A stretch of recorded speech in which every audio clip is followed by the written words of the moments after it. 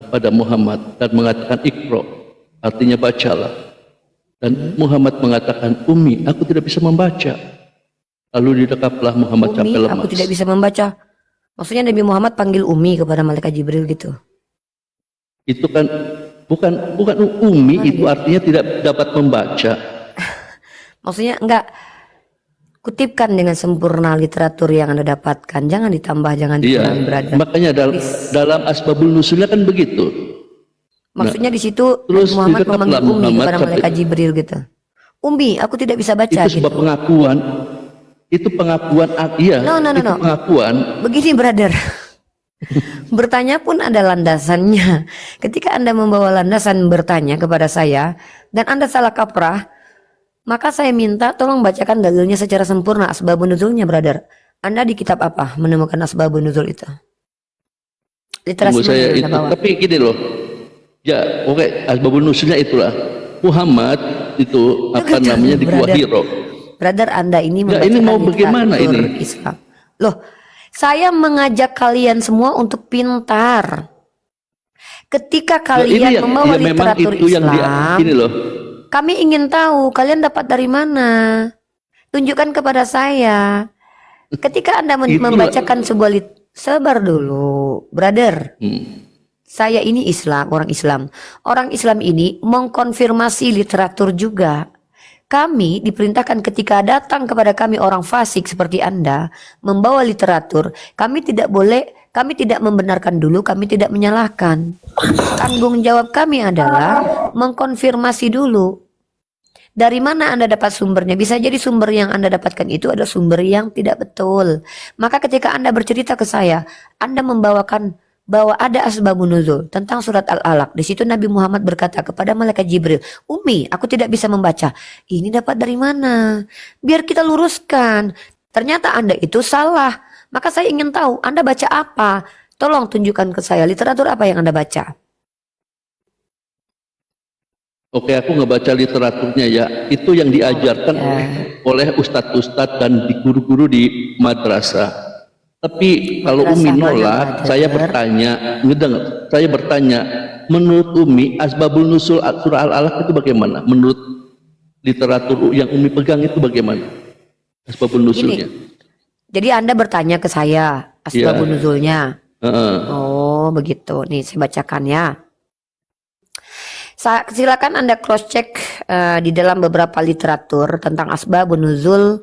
Salah satunya adalah mungkin Anda boleh ambil dari NU Online ya. Nih, saya ambil literatur yang punya organisasi terbesar di Indonesia, yaitu NU Online. Di sini Anda boleh dapatkan literatur ini dengan mudahnya dengan mengklik asbabun nuzul atau sejarah nuzul Al-Quran dari pihak NU. Ya, silakan bacakan aja Umi, bacakan aja itu silakan. Sabar Cakil, Anda tidak terburu-buru kan? Oke. Saya tidak tahu apa pertanyaannya yang lebih krusial terkait tentang ini, tapi nggak apa-apa, ini wawasan buat kita semua ya.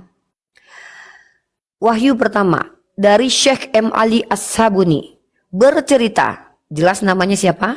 Syekh Ali As-Sabuni bercerita bahwa Al-Quran pertama kali turun pada tanggal 17 Ramadan saat usia Rasulullah mencapai 40 tahun.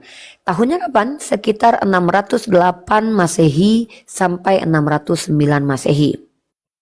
Ketika Rasulullah SAW sedang beruzlah di Gua Hiro, sekitar 5 km dari Makkah, tiba-tiba malaikat Jibril alaihissalam datang membawa wahyu. Malaikat Jibril memeluk dan melepaskan Rasulullah. Hal ini diulanginya sebanyak 3 kali. Sebentar brother.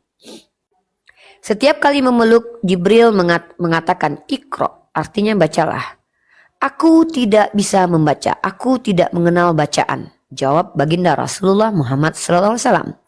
Supaya lebih enak, saya akan tunjukkan literaturnya ya. Akan sama seperti yang aku katakan tadi. Beda brother. Loh, bagaimana? Anda bilang tadi Nabi Muhammad berkata kepada malaikat Jibril, Umi, aku tidak bisa membaca. Tahu nggak artinya Umi? Umi itu artinya ibu. Juga bisa kalau panggilan kepada orang lain itu adalah ibu. Ibu, saya nggak bisa membaca. Anda tadi menjelaskan sesuatu. Gini loh, di mana Makanya, ini loh, kesamaannya? Anda enggak, tadi Umi bilang dengar, sayang. Rasulullah Umi. berkata kepada malaikat Jibril, ini saya punya rekamannya loh. Ya dengar Umi, sebentar aja. Umi kalau M-nya 1 itu ibuku. Kalau Coba tunjukkan Umi, kepada saya, M-nya 2, tunjukkan literaturnya. Ya tunjukkan, gini loh, Anda mengatakan ini panggilan dah. kepada malaikat Jibril. Bentar dulu, panggilan kepada Umi, Ya dah, aku tidak bisa baca. Ya Jadi silakan gini dah. ya, Pam. kenapa ketika kalian Kristiani salah kaprah dengan literatur kami, saya buktikan kalau kalian tidak benar-benar membaca literatur kami, kalian kejang-kejang. Saya Oke, buktikan lanjutkan Anda dah, tidak betul-betul membaca. Lanjutkan deh Umi. Iya lanjutkan Tunggu dulu bacaannya. dong, jangan Oke, begitu. oke Saya dah. tidak mau Anda framing masuk ke koma saya, tiba-tiba saya tidak boleh luruskan. Anda tidak membawa literatur manapun. Saya bawa literatur. Bahkan saya bawa literatur yang mudah diakses, NU, online. Di sini tidak ada tertulis bahwa Nabi Muhammad berkata, Umi, saya luruskan Anda. Karena Anda salah kaprah. Kalau Anda tidak terima ya tidak masalah. Pertanyaan Anda apa? Saya sudah jawab. Saya membawa literatur. Anda bawa apa? Hah? Come on. Kalau mau bertanya, ajukan pertanyaan dengan kata-kata diawali siapa, mengapa, di mana, dan bagaimana. Oke, bentar. Ya, saya Sebentar. Oke, Sebentar. Siap, sudah. Ya. Aduh. Teman-teman yang di YouTube, mohon kabari apakah yang di YouTube, tolong yang di YouTube, apakah di YouTube masih berjalan? Sebentar cekil ya. Yang di YouTube, teman-teman yang di YouTube gimana? Apakah barusan terputus? Yang di YouTube.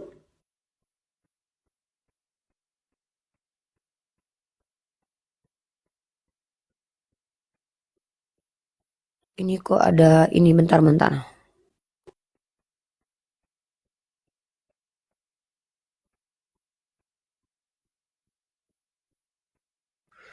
Oke, yang di YouTube izin minta maaf, saya mau ganti ke ini aja dulu ya, ke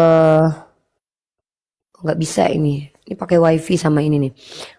Waduh, kok putus-putus ini ya?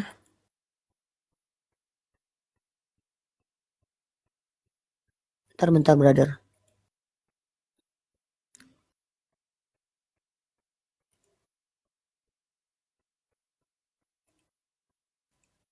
Bentar ya, Cakil ya. Cakil, bentar ya, brother. Iya, tidak apa-apa. Sabar aja.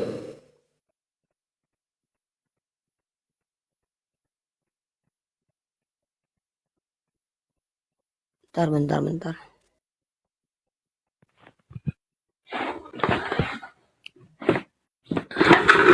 Teman-teman yang di YouTube minta maaf. Saya sambungkan dulu dengan yang ada di ini. Waduh. Trouble ini. Tes.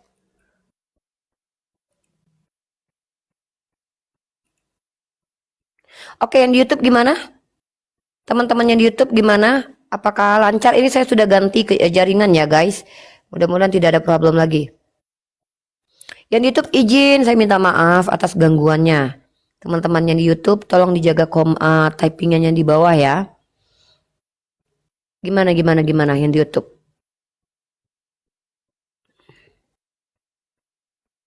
Aduh, bentar ya.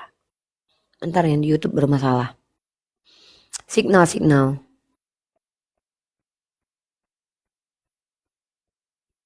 Oke, lanjut saja, Cakil. Cakil, silakan dilanjut. Iya, oke. Oke, kalau asbabul nuzulnya gitu, ya Umi bilang, aku tidak bisa membaca. Hal itu terjadi sampai 3 kali. Ya begitu ya. Yang saya pertanyakan di sini kan,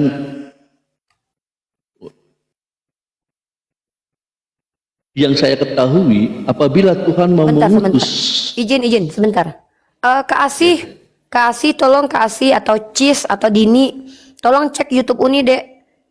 Apakah YouTube Uni masih jalan? Takutnya ini terpotong dekku. Antara Dini, Kak Asih atau Cis, tolong cross check YouTube Uni. Oke, sudah masih jalan atau gimana? YouTube ini masih jalan atau sudah mati? Takutnya nanti mati. Saya minta tolong kepada teman-teman Bani Typing. Tolong untuk cross check YouTube.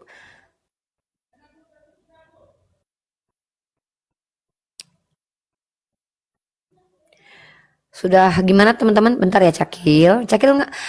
Bang M Cakil tidak masalah. Lancar ya? Oke, terima kasih Cis. Oke, good. Lanjut. Bang M Cakil, silakan lanjutkan pertanyaannya. Bagaimana? Oke.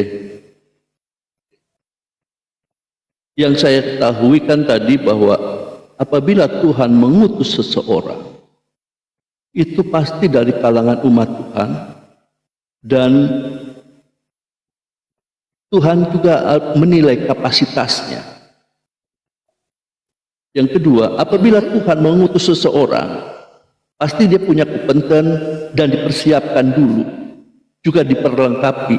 Oh ya? Dan ini yang saya tahu gini loh. Ini kan surah yang pertama, dan Tunggu. latar belakang Muhammad kan dia tadi itu. Bentar, argumen pertama tadi itu dasarnya apa? Kan Anda Kristen ya, saya Muslim ya. Kalau saya percaya bahwa Tuhan saya mempersiapkan para nabi sebelum diutus. Salah satu persiapan para nabi adalah akhlaknya. Mereka memiliki sifat wajib, amanah, fatanah, sidik, dan juga tabligh. Dan kedua, mereka adalah orang-orang yang dilindungi dari kecil.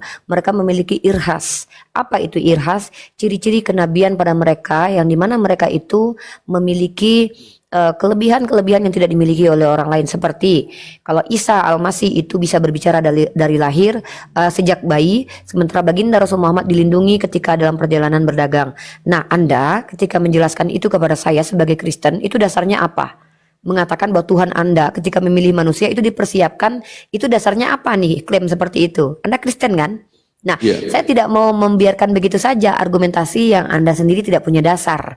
Jadi tolong tunjukkan kepada saya, Tuhan Anda mempersiapkan orang-orang yang untuk diutusnya, dipersiapkan dari sejak semula. Silakan bawa datanya. Ya, ini loh. Dalam hal semuanya itu Tuhan, makanya yang kami tahu bahwa dalam semuanya itu apabila Tuhan mau mengutus seseorang, pasti dari kalangan umat Tuhan dan dipersiapkan dulu. Seperti halnya Yesus. Mana? Anda tahu dari mana ini, brother? Anda tahu dari mana kalau Anda sebagai Kristiani mengimani Tuhan yang belum berinkarnasi menjadi manusia itu, ketika mengutus nabi-nabinya dipersiapkan dulu? Atau Yesus Anda yang memilih para muridnya itu adalah murid-murid yang sudah dipersiapkan. Kenapa? Karena dalam kitab Anda, nabi-nabi dalam kitab Anda adalah nabi-nabi yang banyak maksiat.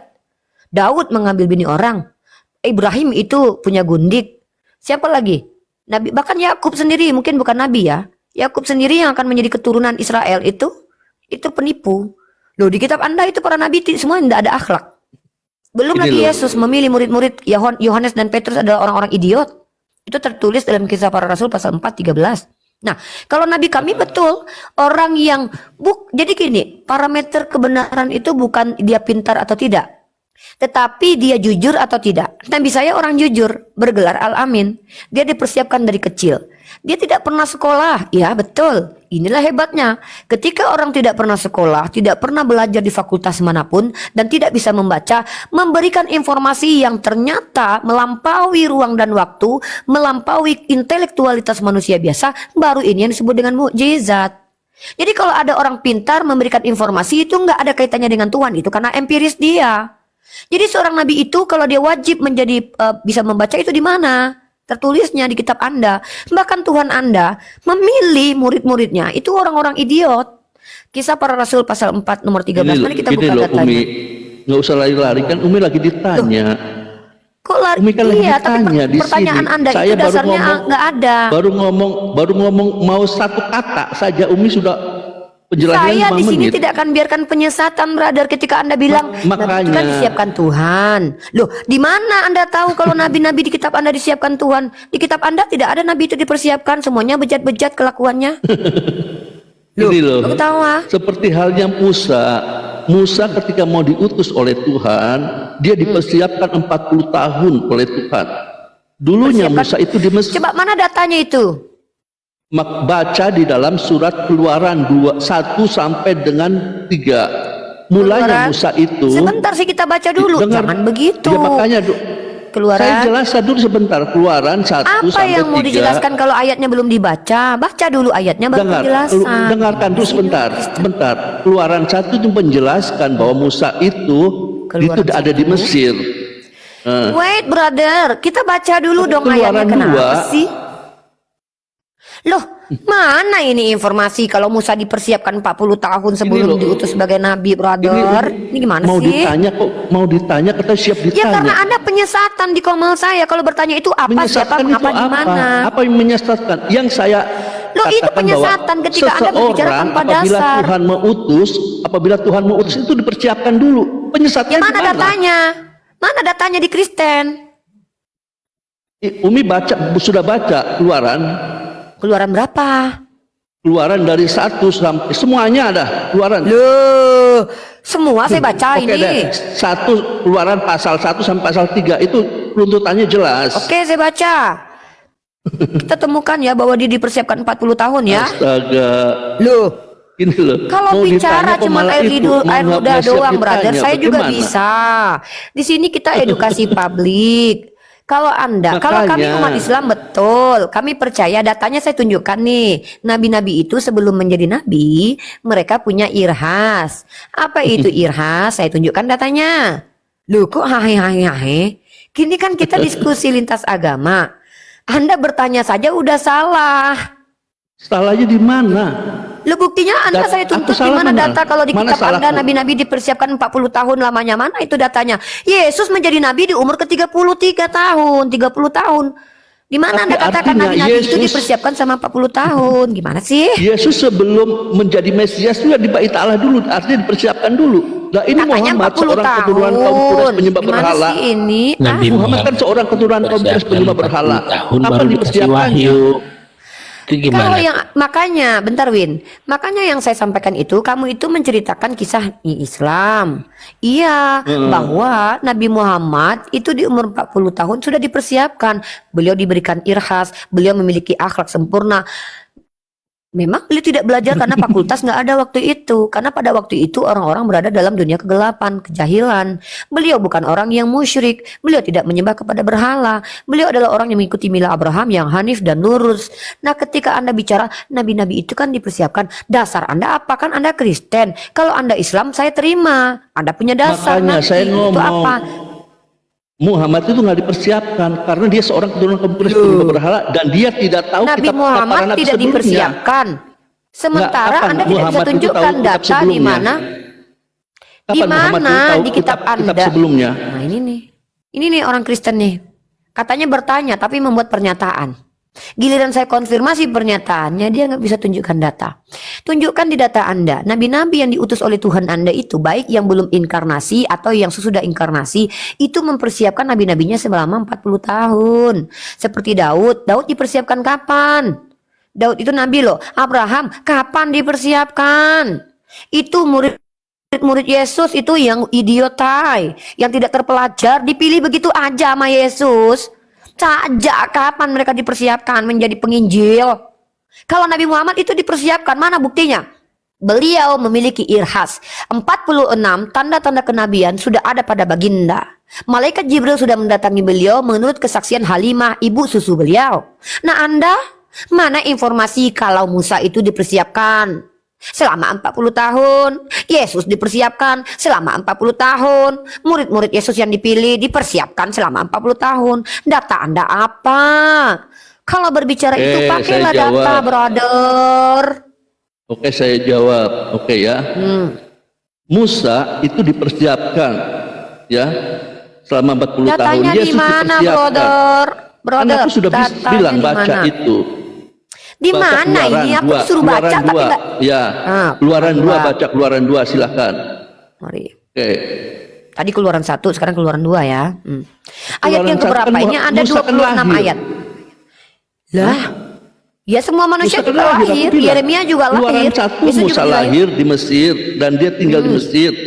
Keluaran 2 dia itu akhirnya pergi dari Mesir ke Ya ke itu sebuah cerita tentang tempat. kehidupan Musa, di mana dia Dan di di mana Tuhan sana, mengatakan makanya bahwa para nabi itu dipersiapkan 40 tahun, semua juga dilahirkan, Firaun juga dilahirkan. Apaan sih? makanya pelajari Bahkan para baik-baik. penjahat-penjahat itu juga dilahirkan. Yang lebih hebat tuh Lucifer tuh, Tapi turun kalau dari langit Muhammad tuh kan tidak diusir. dipersiapkan. Kalau mau menerima firman Tuhan, dia harus bertanya dulu Ya kepada ahli mana? kitab. Parameter persiapan itu mana yang sesuai yang Anda kan membawa sebuah parameter tinggi nih dari agama Anda. Wah, nabi-nabi kami dipersiapkan loh dari lahir. Bawa datanya, lalu Anda bandingkan dengan agama saya. Nabi Muhammad gak ada kayak gini nih. Baru Anda bilang Oke. bisa mengatakan agama Anda lebih baik daripada saya. Mana di sini kalau Tuhan Anda mempersiapkan para nabi, bahkan saya sudah tunjukkan. Daud itu tidak dipersiapkan karena Daud itu bahkan menjadi pengambil bini orang ketika jadi nabi. Begitu yang dipersiapkan. Yesus ketika datang 33 tahun itu comot-comot orang, pilih-pilih aja. Emang dipersiapkan itu murid-muridnya yang idiot itu, bahkan tidak terpelajar. Nih saya bacakan ya, nih. Ini loh, masalah Loh, Daud kok gini, itu loh?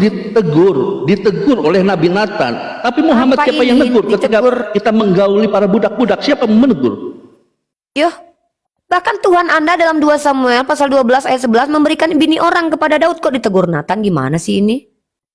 Bahkan Tuhan Anda sendiri yang memberikan bini orang kepada Daud. Kalau kurang bisa tambahin lagi. Silakan baca pakai dalil. Aku baca pakai dalil. Kalau saya dari tadi pakai dalil, Anda dalil apa dari tadi?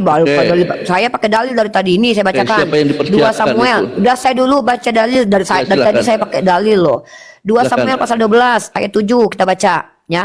Kemudian berkatalah Nathan, kita tunjukin datanya. Wow, ini Riva pula. Ini tuntut pakai dalil, gue nggak pernah ya. Gue harus pakai data kalau bicara. Nih. Anda silakan. Ini saya ya. Kalau kami umat Islam tuh dituntut untuk membuka literatur kalau diskusi. Nggak boleh congorlogi. 2 Samuel pasal 12 nomor ke-7. Kemudian berkatalah Nathan kepada Daud, engkaulah orang itu. Beginilah firman Tuhan nih, Allah Israel. Nih apa kata Tuhan Israel? Akulah yang mengurapi engkau menjadi raja atas Israel dan akulah yang melepaskan engkau dari tangan Saul. Telah kuberikan isi rumah tuanmu kepadamu dan istri-istri tuanmu ke dalam pangkuanmu tuh. Tuannya Israel memberikan bini orang kepada Daud tuh. Aku telah memberikan kepadamu kaum Israel dan Yehuda dan seandainya itu belum cukup tentu kutambah lagi ini dan itu kepadamu. Tuh kalau kurang mau ditambah lagi sama Tuhannya. Di sini jelas Tuhannya Bani Israel memberikan bini orang kepada Daud. Pertanyaan saya, ini persiapan menjadi nabi. Begini cara mempersiapkan nabi itu, diberikan bini orang dulu. Gimana dong? Gimana? Sudah? Sudah. Oke. Daud itu adalah seorang raja.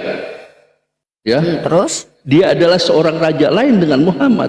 So Muhammad itu adalah dia mengatakan seorang nabi. Dan Terus? dia nabi seringkali acap kali berperang dan apabila dia mendapatkan budak-budak maka halal digauli tanpa dinikahi. Datanya Makanya di mana dalam itu? surat Al-Mu'minun, Datanya mana itu? dalam surat Al-Mu'minun Tunjukkan datanya, tunjukkan literaturnya. Ya, dalam surat Al-Mu'minun, Nanti bacakan. dengar. Nanti bacakan. Bentar. Al-Mu'minun Kamu kan bawa mengatakan surah begini. Al-Mu'minun nih. Sebentar. Saya mau tanya, di agama kamu budak boleh tidak digauli? Nggak boleh. Oke, Nggak boleh mantap ya. digauli. Dia punya hak seperti manusia. Silakan. Inilah teman-teman kebohongan para apologet Kristen. Silakan. Mereka lupa dengan kitab sucinya. Dengarkan Baik dulu, teman-teman makanya buka aku bilangan pasal aku baca 31. dulu. Kita pakai Baca dulu. Kamu pakai Aku data, baca saya dulu pakai ini. data. Oke. Ya, aku baca dulu di Yang dalam. luar biasa di hadapan kita ya. Aku Untuk kita baca baca- kitabnya ya. Aku baca di dalam Al-Mu'minun mengatakan begini. Waladzinahum li furujihim hafidun. Orang-orang yang menjaga memelihara kemaluannya ya, kecuali terhadap istri-istrinya dan budak-budaknya, mereka tidak yang mereka miliki, maka sesungguhnya mereka tidak tercela. Dan dalam surat At-Tahrim, Muhammad itu dalam asbabun nuzulnya menggauli budak itu ketahuanlah oleh Aisyah. Tunjukkan Dan oleh datanya Aisyah. di surat At-Tahrim. At-Tahrim Tunjukkan dalam surat 1. At-Tahrim bahwa baginda At-Tahrim menggauli 1. budaknya ketahuan sama Aisyah. Ya, At-Tahrim 1 ya. Tunjukkan kepada saya dalilnya dalam surat At-Tahrim, bacakan terjemahannya bahwa Nabi Muhammad menggauli budak dan ketahuan. Ya, ya, Pertama oke. kamu surat Al-Mu'minun, sebentar. Surat Al-Mu'minun yang kamu baca itu artinya apa? Mereka harus menjaga kemaluan mereka kepada budak, dan budak itu dinikahi. Dalilnya akan saya tunjukkan bahwa budak itu dinikahi. Dan saya akan komparasi dengan kitab kamu, kedustaan kamu terhadap kami. Tenang dulu. Nggak Kebohongan dusta kamu di hadapan saya, kami umat Islam. silakan. Kamu bilang budak tidak boleh digauli. Saya akan bacakan kitab suci kamu ya. Bilangan pasal 31 Ini nomor dulu, jangan 18. dulu itu, bawa dulu. Enak saja. Oke, Saya oke, langsung silakan, tampol-tampol kamu dengan kebohongan kamu. silakan dah. Teman-teman, Gantian dan apa-apa. bilangan pasal 31, bahkan tawanan pun boleh disetubuhi. Tetapi ini nomor 18 teman-teman. Tetapi Ulang bilangan berapa? Tolong di mute dulu. Ya, ini saya akan tunjukkan di 2 ayat, di Perjanjian Lama dan di Perjanjian Baru ya. Pentakos di mute dulu ya, Anda noise. Anda noise Pentakos. Aduh, ini noise banget ini. Bilangan berapa tadi? Bilangan, aduh Pentakos di mute dulu, Pentakos. Kalau nggak turun dulu, nanti naik lagi brother. Brother naik lagi, jaringan Anda bermasalah. Aduh ini orang. Ya, oke, naik lagi nanti ya. Coba saya tanya kepada Anda, bilangan pasal 31, kita baca bilangan perikop ini adalah pembalasan kepada orang Midian. Di dalam ayat 17-nya, maka sekarang bunuhlah semua laki-laki. Dengar dulu, Antara dengar dulu. anak-anak mereka. Saya lagi baca ini. Bilangan berapa dulu? Bilangan berapa? Kan saya bilang Bilangan pasal tanya. 31 nomor 17. Buka. 31 ya.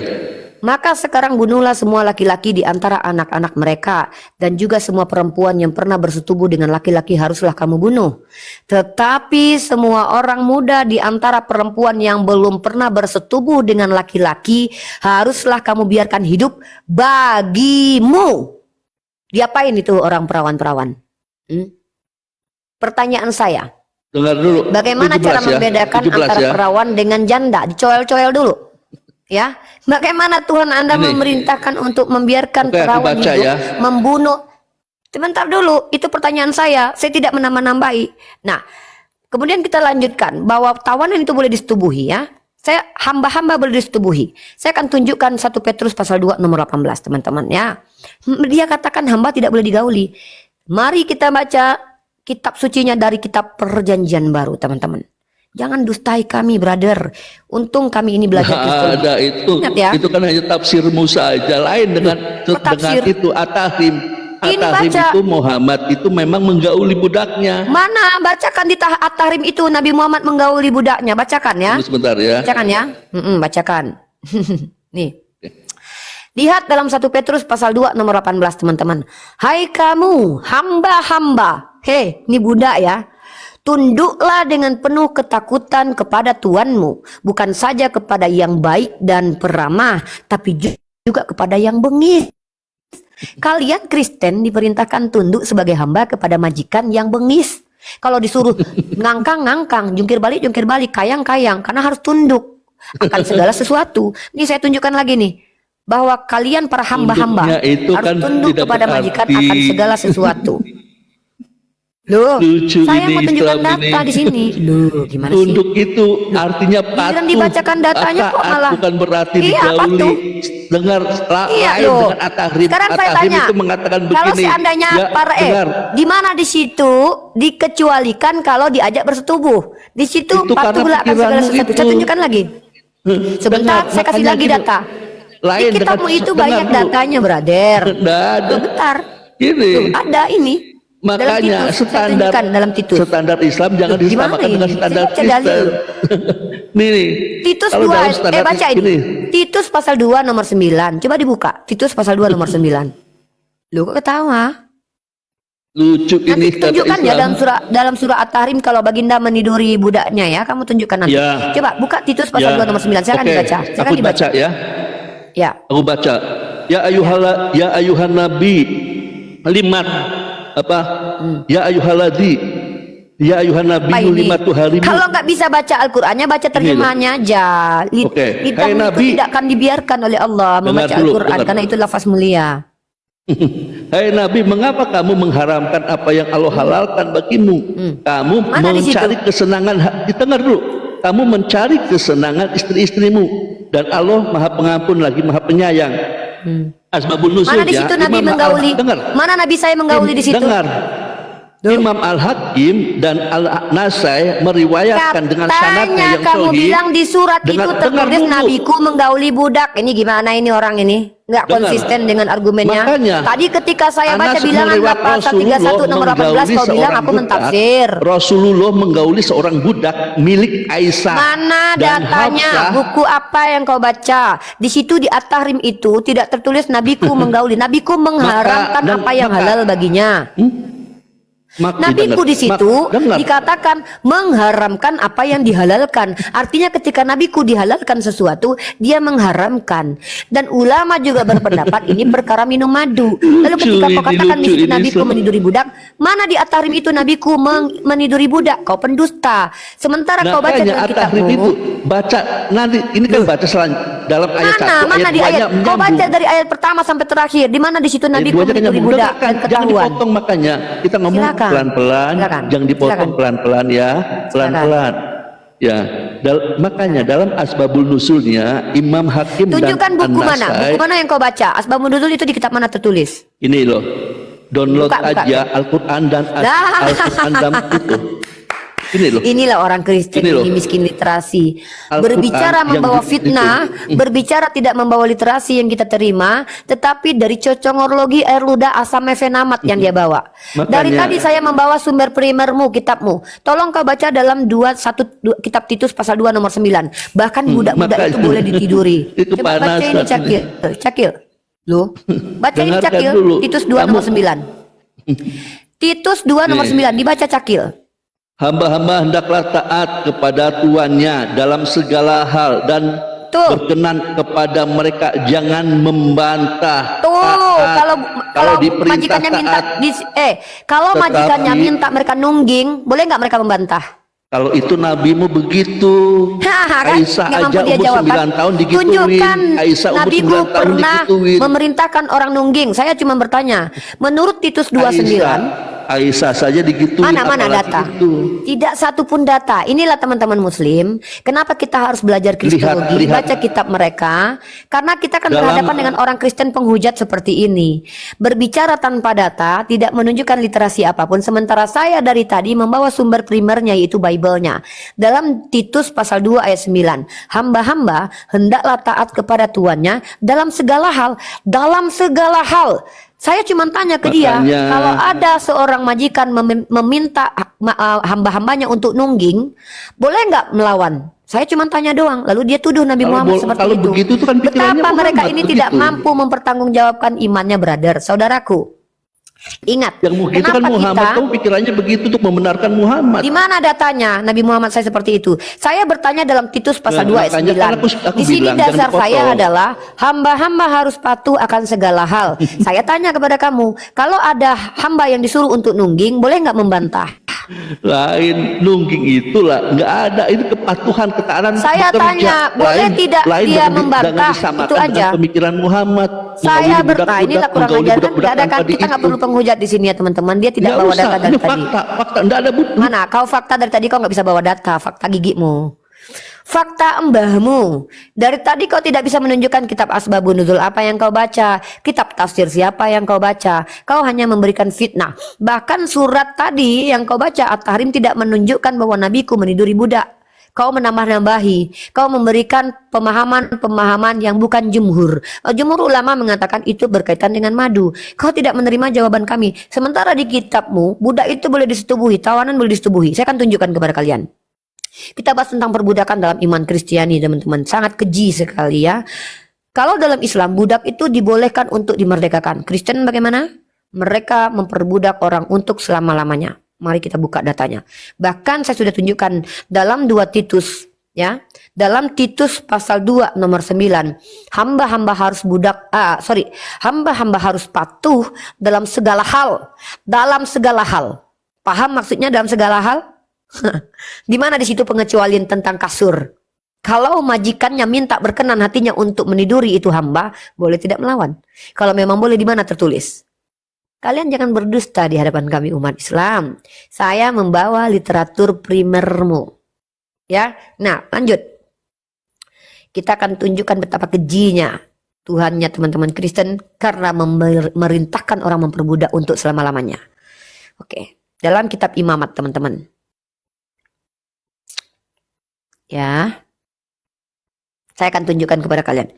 Imamat kalau tidak salah, Imamat pasal Imamat tentang perbudakan. Pasal 25 kalau nggak salah. Kalau saya tidak salah ya. Kalian dengarkan ini brother. Catat ayat ini buat teman-teman muslim untuk mengkomparasi tuduhannya bahwa mereka mengatakan budak-budak tidak boleh digauli. Budak-budak itu bahkan boleh dipukul brother. Ya, budak dalam iman Kristen itu boleh dipukul. Imamat pasal 25 nomor 45. Juga dari antara anak-anak pendatang yang tinggal di antaramu, boleh kamu membelinya, dan dari antara kaum mereka yang tinggal di antaramu, yang dilahirkan di negerimu, orang-orang itu boleh menjadi milikmu. Kamu harus membagikan mereka sebagai milik pusaka kepada anak-anakmu, kemudian supaya diwarisi sebagai milik budak itu loh, properti loh. Diwariskan sebagai milik. Kalau sebagai milik, siapa yang melarang untuk meski dipapap, untuk meniduri? Saya akan tunjukkan nanti deh datanya. Tadi dalam kitab 2 Titus pasal 9. Akan segala hal harus berkenan. Nah, sebagai milik yang kamu harus memperbudakkan mereka untuk selama-lamanya. Kita buka dalilnya ya. Kita buka ya.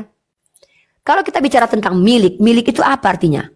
Ya, kepunyaan teman-teman. Apakah dilarang untuk meniduri? Tidak ada larangan meniduri. Kamu harus membagikan mereka sebagai milik pusaka kepada anak-anakmu, diwariskan kepada anak-anak, yang kemudian supaya diwarisi sebagai milik. Kamu teman-teman tolong ini ya, tap-tap layar ya, ini ada peringatan ini.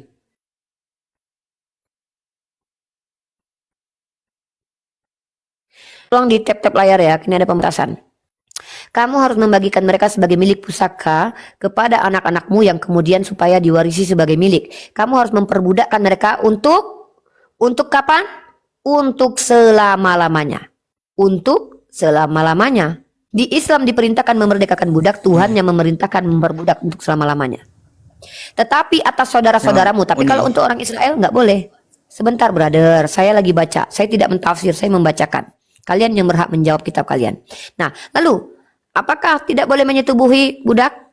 Ingatkah kalian peristiwa tentang Hagar dan Abraham? Apakah Tuhan marah ketika Abraham meniduri Hagar? Kalau seandainya itu dihukumi sebagai perzinahan, seharusnya Abraham itu dihukum mati.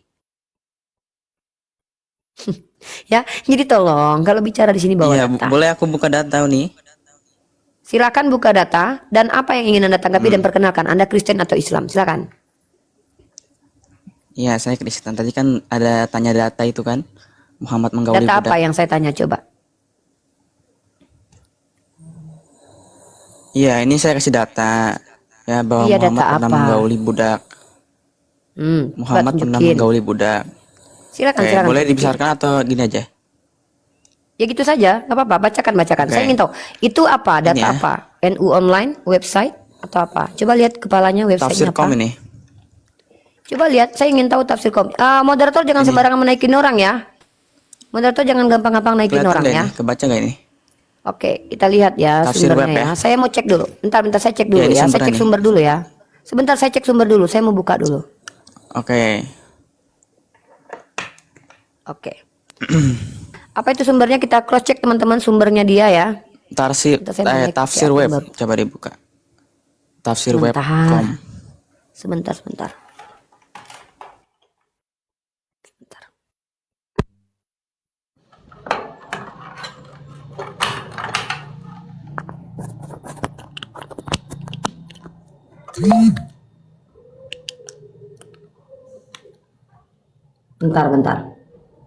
Apa di situ websitenya?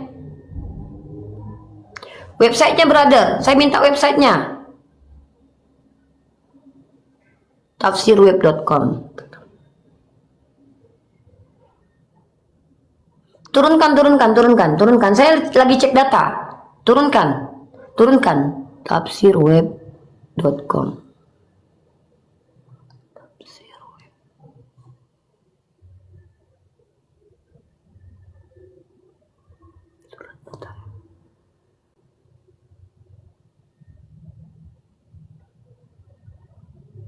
Bentar.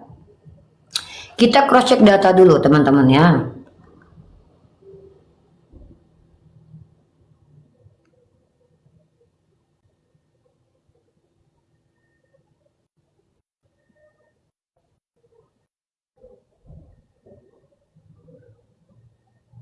Bentar.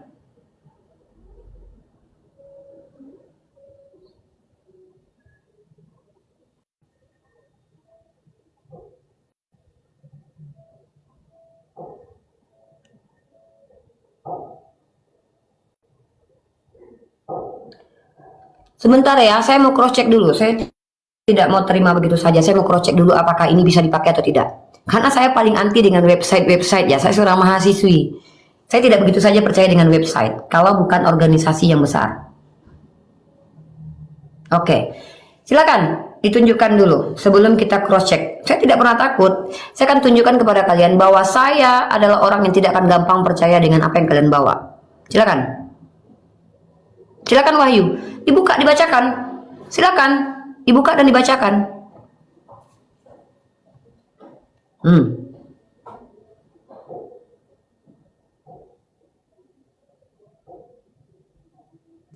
Oke, aku bacakan ya. Ini tafsir Al-Mukhtasar ya. Markaz Tafsir Yad. Di bawah pengawasan Syekh Dr. Salih bin Abdullah bin Humaid, Imam Masjidil Haram ya. Wahai Rasul, kenapa engkau mengharamkan apa yang dibolehkan oleh Allah untukmu? Seperti bersenang-senang dengan budak wanitamu. Bersenang-senang dengan budak wanita itu ngapain ini? Iya, mana tuh baca sampai selesai. Dari mana itu informasi itu? Itu hadis atau Loh. Tafsir ini. Iya, tafsir itu ulama itu mendapatkan tafsir dari mana informasi itu? Hadiskah, atsarkah, atau kabarkah, atau riwayat? Saya mau datanya. Ya ini datanya ini. Tafsir ini. Ya kalau nanti dari mana?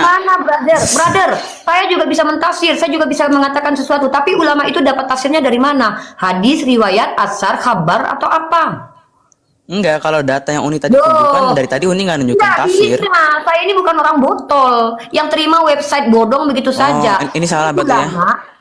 Oh iya dong. Saya ingin tahu itu hadis. Kan belum di cross. Iya kan belum di cross check. Kenapa bilang salah? Saya mau tahu data itu dari dokter yang kamu sebutkan itu dapat dari mana? Hadis, riwayat, atsar, atau kabar? Tunjukkan kepada saya. Kan umat Islam itu punya ranah keilmuan. Pertama, sumber kami adalah Al-Quran. Kedua adalah hadis. Yang ketiga adalah ada asar, riwayat. Nah, dan kemudian ada yang disebut sebagai sirah nabawi. Itu sistematika sumber kami. Nah, tafsir itu bahkan ketika ada yang mentafsir para ulama membawa sumber Israiliyat itu dibantah oleh para ulama. Banyak ulama seperti Imam Al-Qurtubi, Ibnu Katsir itu juga membawa sumber Israiliyat, tapi di situ akan dikomentari. Mana yang kamu baca di situ? Coba ya, saya membacakan tafsir ya, sama seperti Uni yang membacakan ayat Alkitab tanpa sumber apapun kan? Anda itu sumber primer atau sumber tersier atau sumber sekunder? Iya, kalau ini nggak boleh dibaca nggak apa-apa. Anda sebagai seorang pelajar atau sebagai guru atau sebagai siapa ini? Udah pernah kuliah belum? Pelajar. Oke. Anda tahu tidak apa sumber primer, sekunder, tersier? Paham artinya apa? Iya, berbeda kalau Alkitab dengan Al-Quran. Ini sumber apa? Coba saya tanya. Ini sumber apa namanya? Iya, udah. Kalau ini nggak mau saya bacakan ya nggak apa-apa. Kok ya udah. Ya ini belum saya bacakan sampai akhir loh. Edukasi. Saya di sini sedang mau memberikan edukasi kepada publik untuk tidak gampang botol-botol saja menerima informasi supaya tidak gampang tersesat. Di situ tertulis dalam website yang saya juga belum tahu apakah kredibilitas dari website tersebut bisa dipercaya atau tidak. Anda tahu tidak? Banyak website bodong. Bahkan orang Kristen pun bisa membuat website dengan judul Isa Al-Masih. Ternyata itu punya oten. Nah, saya adalah orang yang tidak gampang percaya. Saya skeptis dan juga sangat-sangat tidak gampang percaya apalagi kepada Kristen. Saya tanya, ketika kamu membacakan literatur kami, itu menurut kajian kamu, hasil penyelidikan kamu, itu dapat dari mana itu tafsir itu? Iya, saya hanya membacakan aja ini. Tafsir ini. Gila. Ginilah kalian ini, kalau tidak punya dasar keilmuan, mending bertanya saja. Kami umat Islam ini memiliki tafsir. Di dalam tafsir itu ulama akan memberikan pendapatnya berkaitan tentang penjelasan agama Islam, dan itu komprehensif. Semua para ulama, rata-rata para ulama akan mengambil semua riwayat-riwayat, lalu akan menceritakan riwayat itu bagaimana kedudukannya. Apakah ini adalah hadis? Apakah ini adalah asar, apakah ini hanya kabar, apakah ini riwayat yang doif, apakah ini maudhu, apakah ini sahih. Itu ada dalam kaidah keilmuan umat Islam. Ketika Anda membaca pengawasan ini bla bla bla segala macam, Anda ambil potongannya saja, maka lanjutannya apa dari tafsir itu? Dari mana sumber tafsir ini? Pertama secara epistemologi, sumbernya ada. Siapa? Ini Dari sumbernya mana? Website ini dari mana? Siapa yang membuat website ini? Iya, maka tunjukkan kepada saya Sumbernya dalam tafsir Al-Mukhtasar. Iya, dalam tafsir Al-Mukhtasar, tolong tunjukkan kutipan itu apa? Dari mana kutipan itu? Apakah hadis, apakah riwayat, apakah atsar, apakah kabar, atau informasi doif, atau sohi, atau maudhu? Tunjukkan kepada saya. Oke, sekarang saya cari tahu dulu ya. Yang lain dulu. Monggo, silakan dicari tahu. Ya, kami ini bukan orang-orang yang gampang percaya saja, karena kami tidak boleh botol, kami tidak boleh menerima iya aja, karena secara sekarang ini banyak penipu-penipu muncul, serigala berbulu domba muncul, ala-ala Islam websitenya ternyata punya siapa? Punya Syiah. Ala-ala Islam websitenya ternyata punya Oten. Maaf brother, kami tidak boleh gampang menipu diri, maka cara kami tidak tertipu, kami cross check sumber. Pertama, kami harus siapa pemilik website, organisasi apa pemilik website, apa buktinya itu adalah milik organisasi lembaga yang terpercaya. Saya kasih NU. Nahdlatul Ulama adalah organisasi terpercaya dan terbesar di Indonesia. Para ulama kami banyak dari kalangan NU. Siapa penulis dari NU, nanti kita akan tahu siapa profilnya. Nah, Anda bawa tafsir tersebut, lalu tafsir tersebut dikutipkan di situ tentang salah satu pendapat para ulama. Siapa ulama yang memberi pendapat seperti itu? Dapat dari mana dia? Apakah hadis? Apakah riwayat? Atau apa? Ya, jadi tolong teman-teman Kristiani, kalau tidak mampu menjelaskan agama kami atau agama kalian, bertanya saja. Bahkan para ulama juga ada yang mengatakan bahwa ini berkaitan dengan madu. Lah, sekarang seandainya sungguh pun Nabi Muhammad menggauli budaknya, pertanyaan saya, sebutkan di ayat keberapa di kitab kalian atau di kitab saya menggauli budak itu sama dengan berzina. Tunjukkan kepada saya. Bahwa saya sudah tunjukkan di kitabmu saja, budak itu properti. Di kitab kalian saja, Ya, ini budak itu tafsir Mukhtasar ini ya sumbernya dari riwayat sahabat dan tabi'in. Lalu penafsiran dari Al-Quran dan datanya. Buka datanya, saya mau lihat. Yang ngasih tahu ke kamu itu siapa? Di kitab apa tertulisnya? Di kitab hadis mana tertulisnya? Saya ingin kamu itu membuktikan kepada publik bahwa kamu Kristen yang belajar. Ya, saya ingin menunjukkan bahwa ada loh orang Kristen yang benar-benar mempelajari kitab kita, seperti saya mempelajari kitab mereka. Siapa dia? Si Wahyu ini. Dia membaca kitab kita. Kitab apa yang dia baca? Ternyata dia baca kitab Al-Qurtubi atau Ibnu Katsir. Maka kita berikan penjelasan kepada dia. Tahukah wahai saudaraku, kami memiliki sumber-sumber primer, sumber sekunder, dan sumber tersier. Tapi kami lebih mendahulukan dua sumber, Al-Quran dan juga hadis. Hadis ini pun terbagi dalam beberapa klasifikasi. Pertama hadis sahih, kemudian nanti hadis yang disebut sebagai hadis doif, maudhu, dan lain-lain. Ilmu ini terangkum dalam khazanah ilmu yang disebut sebagai ilmu ulumul hadis. Nah, lalu kemudian ketika saya taruhlah benar Nabi Muhammad meniduri budaknya, pertanyaan saya, apakah itu termasuk perbuatan keji? Maka dalilnya di kitab kamu dan di kitab saya bahwa meniduri budak itu keji. Bahkan saya sudah tunjukkan dalam kitab perjanjian baru, budak itu harus patuh kepada majikannya dalam segala hal. Maka ketika saya tunjukkan dalam bilangan pasal 31 nomor 18, Tuhan perintahkan mengumpulkan perempuan perawan untuk kalian, kata Tuhan. Bahkan Tuhan meminta upeti perawan juga. Untuk apa? Lalu saya akan tunjukkan bahwa tawanan itu boleh diambil untuk ditiduri sebelum menjadi istri, ditelanjangi dulu. Itu di kitab Anda. Ingat ya, hak milik atau properti itu mau diapa-apain itu sah. Maka saya tanya, tunjukkan kepada saya. Kalau saya bawakan kepada kamu Al-Quran, bahwa Al-Quran memerintahkan umat Islam menikahi budak, maka semua istri-istri baginda Rasulullah itu dinikahi, termasuk mantan budaknya itu dinikahi. Saya akan tunjukkan data ya. Iya, ini saya buka epistemologi tafsir muhtasar. Sebentar, saya akan tunjukkan kepada kamu dalam surah An-Nisa ayat 25 ya. Sebentar brotherku, sebentar. Al-Quran Jangan itu lari ke itu loh, kita di At-Tahrim-nya aja. saya At-Tahrim harus ayat tunjukkan bagaimana dalam Islam dulu, brother. Ini hak saya muslimah. Yang berhak menjabarkan Al-Quran adalah saya. Saya akan tunjukkan kepada Anda dalam surah An-Nisa ayat 25 ya. Tenang dong, ini Al-Quran saya yang saya baca, bukan kitab Anda. Bismillahirrahmanirrahim. Dan siapa saja dari kalian yang tidak mampu mempunyai biaya untuk menikahi para perempuan merdeka yang beriman, maka nikahilah para perempuan yang kalian miliki, yaitu dari para budak. Maka perintahnya apa? Nikahi, brother. Tapi dalam Titus 2 ayat 9 tadi, Anda tidak dinikahi. Para hamba-hamba harus tunduk dan patuh kepada tuannya akan segala hal yang berkenan. Bahkan dalam kitab kalian di perjanjian lama, berbudaklah selama-lamanya dan diwariskan kepada keturunannya sebagai properti milikmu. Kalau sudah menjadi milik, dicongkel-congkel barangnya dilarang nggak?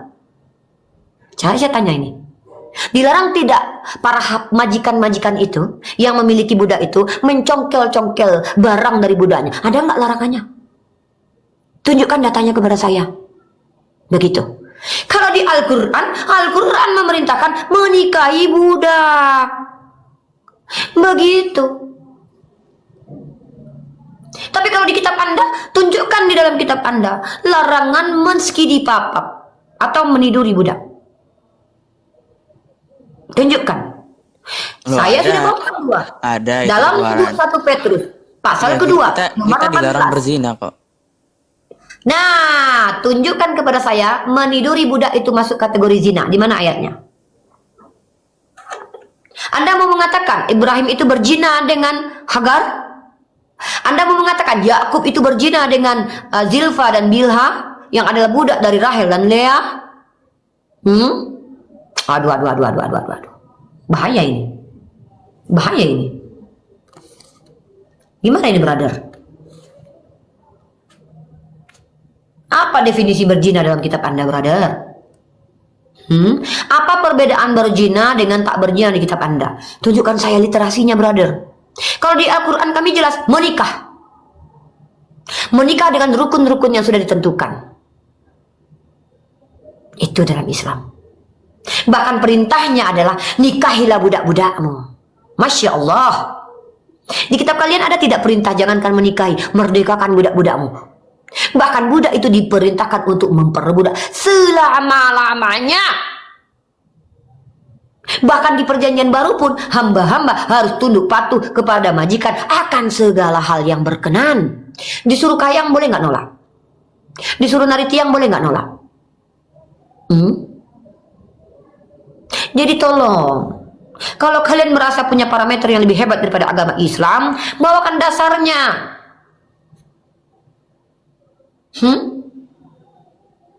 Ya, brotherku. Begitu, teman-teman. Jadi kalau kita akan tunjukkan bahwa di dalam iman Kristiani tidak ada larangan meniduri budak. Bahkan diperintahkan budak-budak itu untuk patuh kepada majikan akan segala sesuatu. Bahkan harus patuh kepada yang bengis. 1 Petrus pasal 2 nomor 18. Silakan dibuka. Silakan dibaca.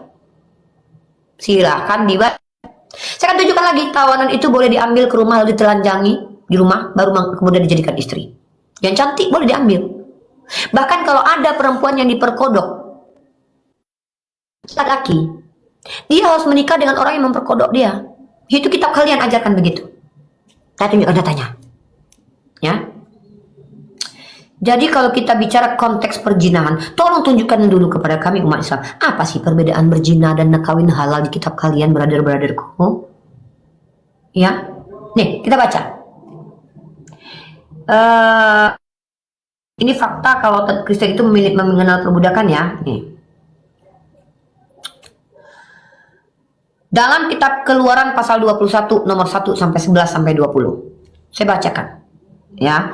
Keluaran 21 1 sampai 11. Bahkan disuruh tutorial mengajarkan Tuhan mengajarkan cara menjual anak menjadi budak itu juga ada. Ya, gitu.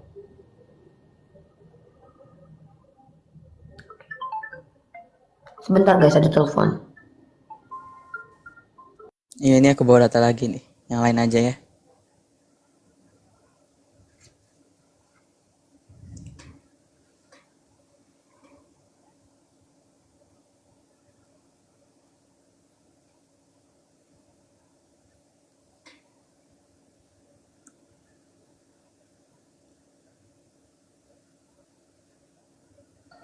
Oke ya. Oke, sekarang brother, apa ide yang mau kenapa tidak berani menjawab pertanyaan saya tadi supaya kita jelas proposisinya bahwa di agama kalian tidak boleh meniduri budak. Maka kalian boleh menuduh bahwa nabi kami itu nabi yang berzina. Kalau di kitab Iya, kalian bukan sendiri menuduh. perbudakan itu boleh ditiduri. Ini kan Kenapa saya kalian bawa berani-berani datanya. menuduhkan nabi kami itu berzina? Iya, ini ayat Al-Quran aja, kita nggak pakai tafsir ya. Boleh? Silakan. Oke, Silakan. ya. Al-Mu'minun ayat 5 dan 6 ya. Dan orang-orang yang menjaga kemaluannya, oke, kecuali terhadap istri-istri mereka atau hamba sahaya yang mereka miliki. Sesungguhnya mereka tidak tercela karena menggaulinya. Iya, terus di situ mereka tidak tercela karena menggaulinya. berarti Terus nggak dilarang, masalahnya betul? apa? Iya, berarti Memang nggak tidak dilarang, tetapi saya sudah bacakan Ya surah An-Nisa udah. bahwa kita akan menikahi budak, loh. Ya di mana di situ ini nggak tercela? dinikahi nih.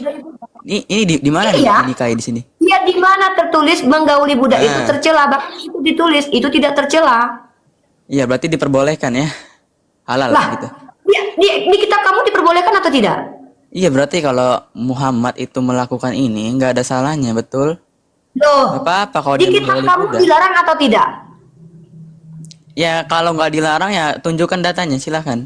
Loh, saya sudah tunjukkan dalam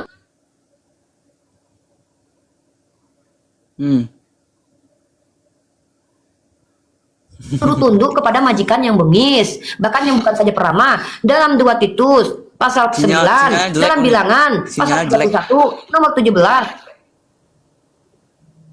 Saya sudah kasih data, bahkan saya kasih nih, bahkan diajarkan cara menjual budak dan budak itu adalah Bacakan ayatnya properti. coba. Iya, bacakan ayatnya. Dari tadi kamu ngapain? Saya sudah tunjukkan beberapa ayat. Buka satu. Enggak, sinyal Petrus Udi jelek, pasal 2 tadi nomor 18. terputus-putus. Sinyalnya jelek. Iya, pertama gini, sebelum saya tunjukkan data, kamu punya kewajiban menunjukkan kepada saya larangan menggauli budak dalam kitab kamu. Kalau tidak ada larangannya, jangan Loh, sok tahu. perintahnya pun nggak ada. Ada, Dihalalkan. perintahnya ada. Ya udah, Perintahnya bacakan. adalah dalam 1 Petrus pasal 2 nomor 18. Ya, bacakan. Dalam 2 Titus, Ya, kamu kan dibacakan. bisa buka. Biar lebih afdol, kamu buka, kamu baca. Oke, Loh, saya loh, buka. loh. Oke, Buka, saya buka. buka lo tadi. Kok lalu Iya, buka ini orang aja. ini Nyuruh buka orang kan nih. buka. Iya, dibuka. Loh, biar lebih saya buktikan sumber saya ini sumber primer Ini kan saya bawa Bible data, sendiri. saya buka. Di Sekarang situ Udi bawa tertulis data, Udi itu tidak buka. tercela. Iya, memang Di situ nggak tidak tercela, tercela. diperbolehkan. Ini saya tunjukkan. Diam dulu, ini saya tunjukkan dulu. Kamu mau Iya, Afdol, ngehe ini kan? Afdol. Tunjukin. Iya, tunjukkan di kitab kamu larangan menggauli budak. Saya tunjukkan kalau Perintahnya dibolehkan. pun tunjukkan, iya perintahnya pun nggak ada. Saya tunjukkan. Siap. Ya, ini saya tunjukkan ini buat kamu nih. Nah, saya ini orangnya berdalil. Nah, kamu baca ini. Hamba-hamba hendaklah taat kepada tuannya dalam segala hal dan berkenan kepada mereka, jangan membantah. Pertanyaan saya, ketika Gimana? majikannya ingin Digauli meniduri di situ gimana? hambanya, boleh tidak? Loh, ini dalam segala hal. Nggak tertulis kok. Tidak boleh nggak membantah. tertulis. Loh, Iya, nggak tertulis di kamu sana. tahu tidak arti? Digauli. Coba kamu jelaskan ini. Coba kamu jelaskan ini. Hamba-hamba hendaklah taat kepada tuannya dalam segala hal dan berkenan kepada mereka. Entah, kalau majikannya minta mereka nungging, boleh nggak mereka membantah? Ya nggak ada perintah nongging di sana. Ya. Di mana di Kecuali saya sini tunjukkan ada seperti ini larangan? Di contohnya situ ya. perintahnya apa? Coba kamu baca ini. Perintahnya apa? Hamba-hamba. Kalau kamu itu Iya, hamba, kalau dia harus tahrim kamu kan taat tadi kepada boleh majikan bersama-sama dalam dengan segala hamba hal. sahaya. Di sana nggak Loh, ini tertulis. saya tanya ini. Saya nggak mau ngeyel-ngeyelan ya. Kalau kamu tidak mampu menjawab kitab kamu, lebih baik Oh, kamu nah, ya turun. kamu kan menunjukkan Karena data. kamu nggak mampu Kok jelas. nanya? Ya ini. Yuk ini datanya, jelaskan ini, Ya apa, di sana nggak tertulis Hamba-hamba digauli. hendaklah taat kepada Tuhannya. Loh, pertanyaan saya, di sini dikatakan hamba-hamba hendaklah taat kepada Tuhannya dalam segala hal. Betul. Ini kamu taat. tahu nggak arti segala hal? Nah, kalau majikannya minta mereka nungging, boleh nggak mereka membantah? Halo nih, bisa nggak kita bicarakan tentang Sebentar filsafat teologi, sebentar, satu-satu dulu. Sebentar. Saya minta Wahyu, tunjukkan data di kitab kamu bahwa tidak boleh menggauli budak. Kalau tidak ada jangan so tahu. Itu dalam segala hal loh. Dataku udah selesai ya tadi ya yang di Al-Quran ya. Kok malah Ya, selesai yang di gimana sih Al-Quran. maksudnya ini? Tunjukkan kepada saya. Bahkan saya sudah tunjukkan di dalil Al-Quran. Dalam surah An-Nisa, budak itu diperintahkan untuk dinikahi. Nabi-nabi saya menikahi. Nah, sekarang saya tanya sama kamu. Enggak, Tolong kalau di sini tunjukkan nggak dinikahi, larangan Umi. menyetubuhi. No, Kalau di Al-Qur'annya Al-Mu'min nggak jelas. dinikahi. Nikahilah. Loh, Ini di sini ada tunjukkan kepada dinikahi nggak saya, datanya Nabi saya tidak menikah. Tunjukkan kepada saya, Nabi saya tidak Oh, menikah. saya nggak bilang Nabi nggak menikah. Lalu. Kecuali Itu tulisannya perintahnya. begini ya. Dengar, Saya brother. baca lagi ya. Orang-orang zaman dahulu. Kecuali terhadap istri-istri mereka. Udah cukup. Nggak ada Saya atau hamba saya tanya, ini. di kitab kamu Kenapa dilarang tertulis atau menipu hamba itu sahaya? di Karena mana? belum dinikahi. Iya. Ya, hamba saya Di yang kitab dimiliki. Nah, kamu, iya. di mana Yesusmu berkata, Loh, kok jangan lari ke tiduri Yesus? budak. Di mana Tuhan Bani Israel melarang meniduri budak? Ada nggak datanya? Saya hitung sampai 3. Kalau tidak mampu menjawabnya, gugur sudah tuduhanmu bahwa menggauli budak itu sama dengan berzina. Karena kamu tidak punya dasar. Bahkan di ayat itu dikatakan itu Loh, bukanlah enggak, perbuatan yang ini- tercela. Yang ini dulu. Ya, yang data di Al-Quran udah selesai. Budak ya, udah itu ini ya. adalah properti Udah dalam ketahuan ya. kitab imamat. Aduh, saya ini nggak berdebat kusir, brother, ya. Kalau tidak punya penjelasan terkait imanmu, jangan sok-sok mengkritisi iman orang lain. Karena di kitabmu lebih keji lagi. Itu adalah properti. Pertanyaan saya, dalam Titus 2 nomor 9, kalau seandainya para hamba diperintahkan patuh kepada majikan dalam segala hal, kalau disuruh nungging, boleh tidak dia melawan?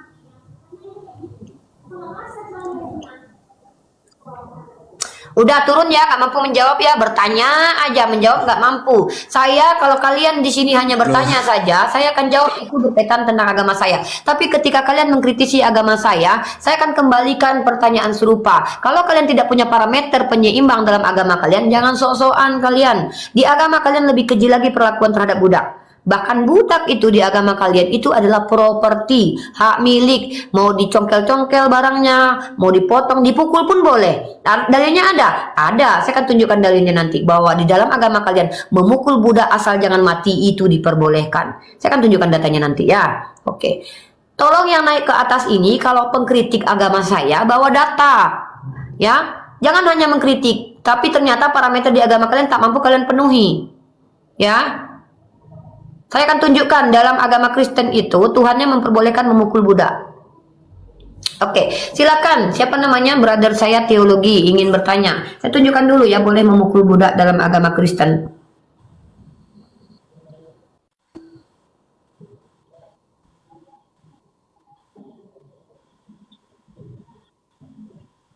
Ya. Saya akan bacakan dalam kitab Keluaran pasal 21. Teman-teman silakan dibuka ayat ini ya. Keluaran 21 nomor 20. Saya akan tunjukkan betapa budak ini diperlakukan semena-mena, dibolehkan dalam itu Tuhannya orang Kristen ya. Nah, buka dalam Keluaran, catat teman-teman. Di typing teman-teman. Keluaran 21 nomor 10. Nah, ini satu lagi tentang boleh menyetubuhi budak ya. Di Keluaran pasal 21 nomor 10 boleh menyetubuhi budak. Jika tuannya itu mengambil perempuan lain, ia tidak boleh mengurangi makanan perempuan itu, pakaiannya dan persetubuhan dengan dia. Ya. Ini adalah dalil dibenarkannya. Ini 20 Apabila seorang memukul budaknya laki-laki atau perempuan dengan tongkat sehingga meninggoy, karena pukulan itu pastilah itu dibalaskan kalau meninggoy. Hanya jika budak itu masih hidup sehari dua, janganlah dituntut balasnya, sebab budak itu adalah miliknya sendiri. Dipukul aja boleh, apalagi dicongkel. Oke, udah bisa kita bicarakan gitu.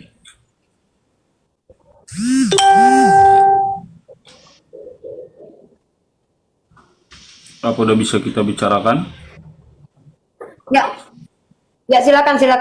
Sorry yang di YouTube tadi terputus-putus karena biasalah signal di sini tidak terlalu bagus. Silakan.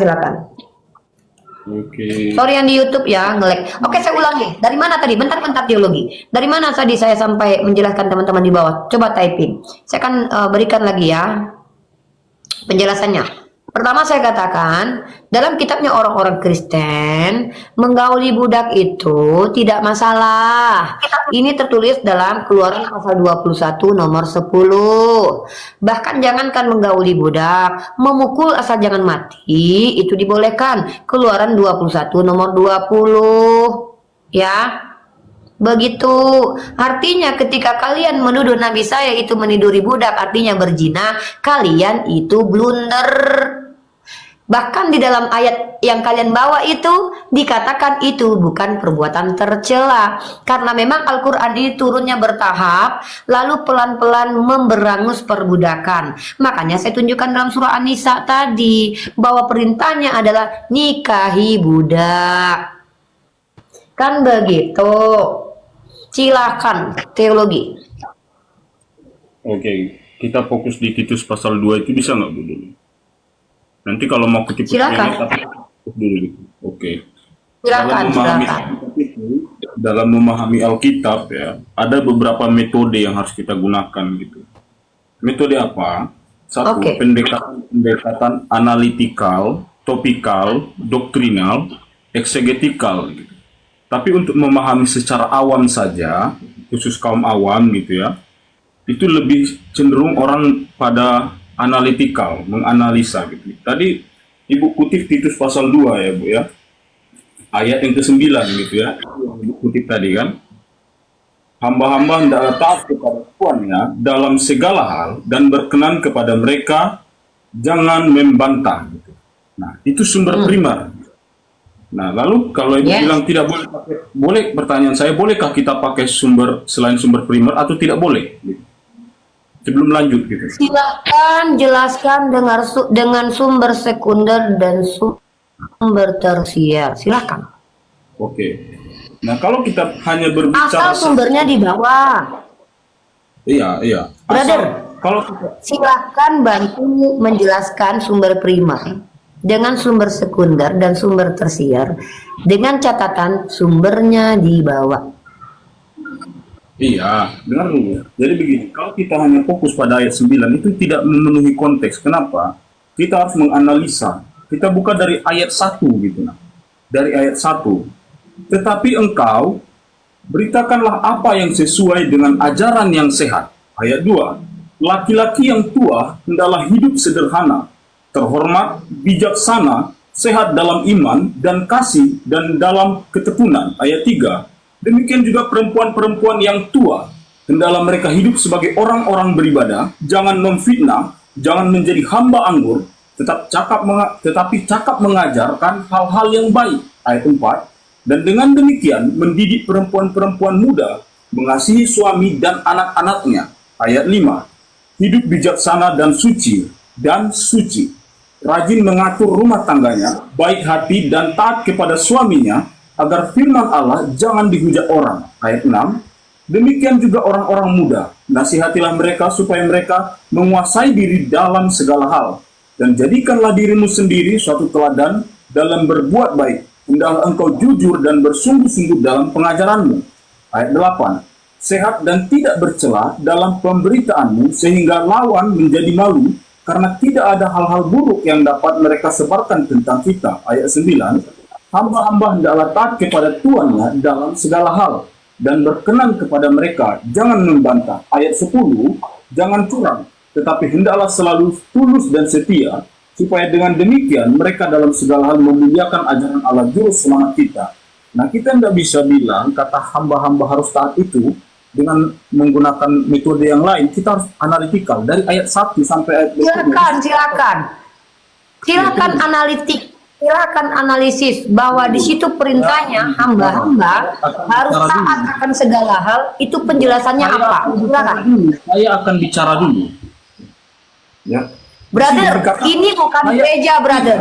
Ini adalah komal diskusi. Saya ingin Anda fokus di Titus 2 nomor 9. Anda baca satu ayat pun tidak akan menghilangkan perintah bahwa yang namanya hamba harus patuh akan segala hal terhadap tuannya. Diperkuat 1 Petrus pasal 2 nomor 18. Bahkan para hamba tidak hanya sebentar. Tunggu. Dalam memahami kitab Anda pun, kita tidak bisa copot-copot ayat, harus tahu. Saya minta bawakan dasarnya. Penjelasan Anda itu dari mana?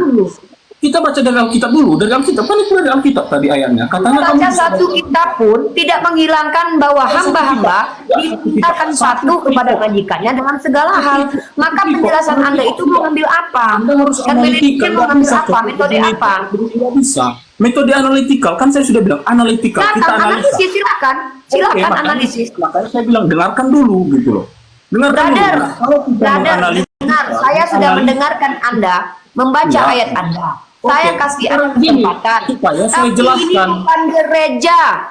Kami ini bukan jemaat Kristen yang bisa kalian setir sebagaimana mau kalian. Coba saya tanya.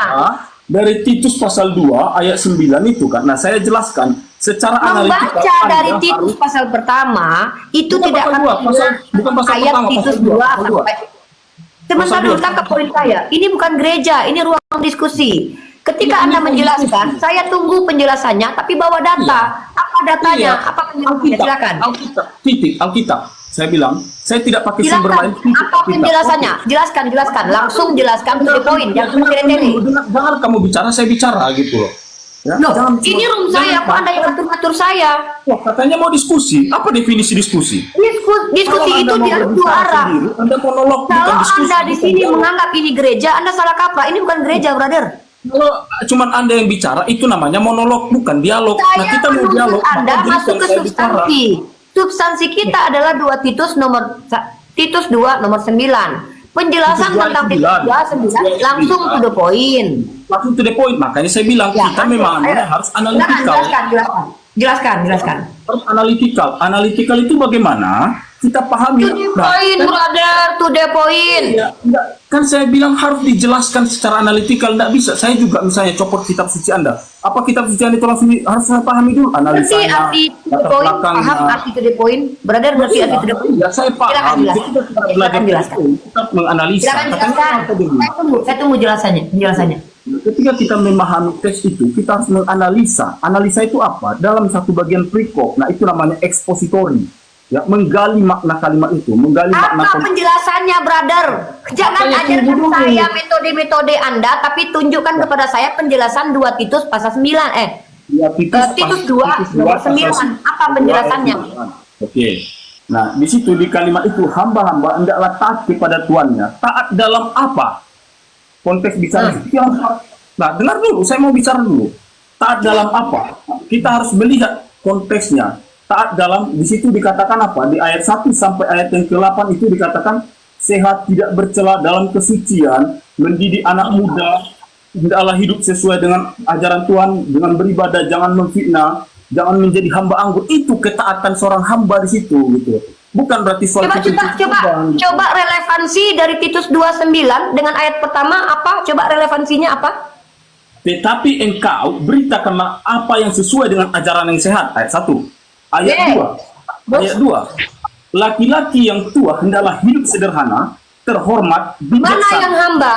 Mana yang jatahnya hamba? Mana jatahnya yang tuan? Mana yang tuan di sini? Mana yang hamba? Coba penjelasannya.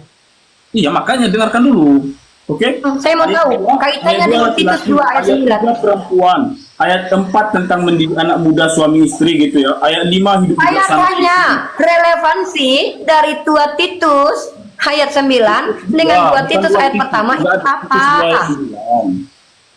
Ya, nah di situ kamu harus pahami secara analitikal, kamu analisa dalam satu perikop. Saya tanya korelasi, relevansi antara Titus 2 ayat 9 dengan Titus 2 ayat 1 dan 2 itu apa? Ya, Ketaatan yang mana, yang hamba yang mana, brotherku? Loh, hamba itu kan laki-laki dan perempuan juga gitu. Ketaatan dalam kesucian hidup, konteks di situ Hamba ini bicara tentang hamba siapa? 2 Titus pasal Titus 9 itu bicara Titus pasal tentang 2 ayat hamba. 9. Apakah hamba itu adalah seluruh manusia? Tidak seluruh manusia hamba kan gitu. Konteks hamba di Atau situ yang ya. mana? Makanya apa relevansinya dengan 2 Titus pasal 1 dengan 2 Titus pasal 9? Di situ ada juga penjelasan bahwasanya dalam 2 Titus ayat 1 di sini merujuk kepada laki-laki. Hendaklah begini. Ini laki-laki yang tua. Orang tua di sini dijelaskan laki-laki yang tua hendaklah harus hidup sederhana, terhormat dan bijaksana. Ini laki-laki yang tua. Demikian Iya, juga perempuan yang tua. Ini bicara tentang laki-laki yang udah tua. Di dalam ayat ketiga bicara tentang perempuan yang udah tua. Ada spesifikasi pengajarannya. Lalu kemudian dan dengan demikian mendidik perempuan muda. Di sini yang tua-tua tadi diperintahkan untuk mendidik yang muda-muda. Lalu kemudian dalam 2 Titus pasal 9 ayat 9 di situ para hamba harus patuh kepada majikannya. Pertanyaan saya relevansi antara si tua dan si muda dengan si hamba tadi apa? Yang mana yang hamba, mana yang patuh, mana yang majikan, di mana di situ? Hamba-hamba hendaklah taat. Kata hamba-hamba hendaklah taat itu apa maksudnya dalam konteks Titus? Siapa yang konteks diperintahkan siapa yang diperintahkan taat di situ? Siapa yang diperintahkan taat di situ? Hamba harus taat. Tapi kata ketaatan, apakah orang tua-tua ini kata adalah hamba? ketaatan di situ, kata ketaatan di situ mengacu tentang apa? Gitu loh. Mengacu Akan tentang segala apa? hal. Baca ayat Iya, itu. akan segala hal itu 2 tentang apa? Titus pasal 9. Baca. Hamba-hamba hendaklah taat kepada tuannya dalam segala. Kata segala hal itu menjelaskan makna apa dalam konteks itu gitu loh. Kan analitikal. Oke, saya jawab. Saya jawab. Baca 1 Petrus pasal 2 nomor 18. Itu dalam segala hal. Titus, jangan kutip teks lain. Penulis Titus dengan penulis Petrus, apakah orang yang memiliki Roh Kudus yang sama atau berbeda? Bukan soal Roh Kudus yang sama, tapi konteks budaya kehidupan orang saat itu. Konteks gitu itu tetap tentang hamba. Dalam 2 Petrus, dalam 1 Petrus pasal 2 nomor 18 itu juga berkaitan tentang hamba. Kita sudah sepakat dari awal analitikal, analisa teks itu aja. Analitikal macam apa? Saya tanya di sini yang orang tua, yang orang muda, apa relevansinya dengan apa? Anda tidak menjawab. Pendekatan yang digunakan analitikal, doktrinal, topikal. Nah, kamu Analisis itu sepakat siapa? analitikal. Saya Analisa tanya, itu siapa yang menganalisis? Analisa itu Saya tanya, seperti apa? siapa yang Dalam berhak satu menganalisis? konteks itu saja, tidak boleh copot-copot lain karena beda konteks atau sesuatu yang terjadi saat Coba itu kamu beda. baca konteksnya, coba baca konteksnya, baca perikopnya. Baca perikop kewajiban orang tua, pemuda dan hamba. Ada 3 entitas di situ yang memiliki kewajiban.